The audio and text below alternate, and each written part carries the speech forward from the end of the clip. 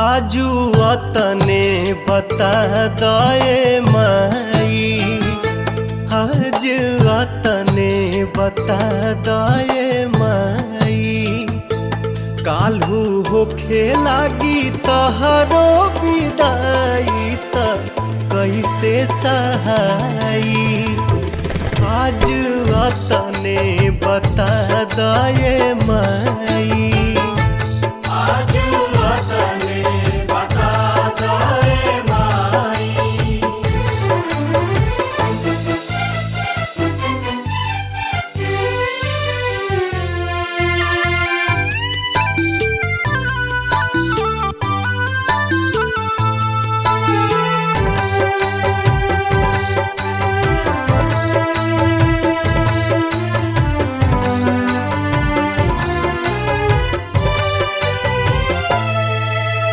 एकेटा के जेकरा के नव दिन निरेखनी, कैसे के दीही विसार।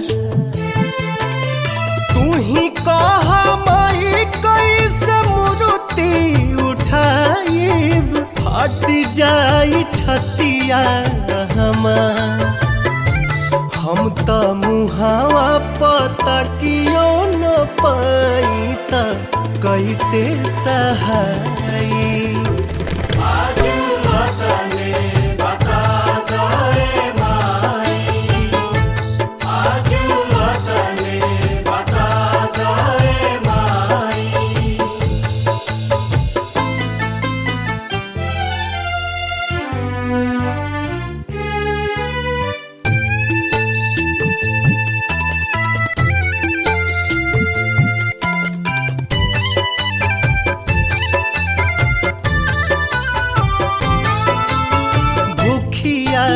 पियसिया के सही के माई, सेवनी चरण तोहार।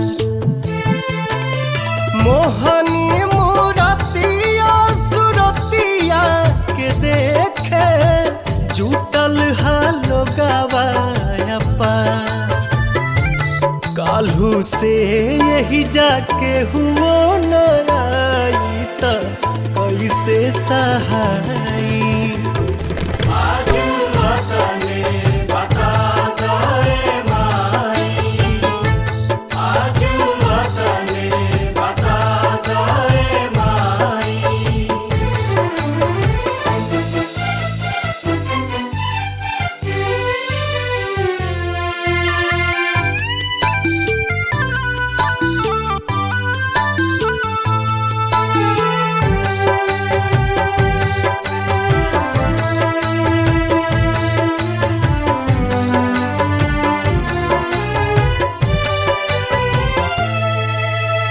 दुनिया के रीत सब जानिए के माई, गलती करब ये बार।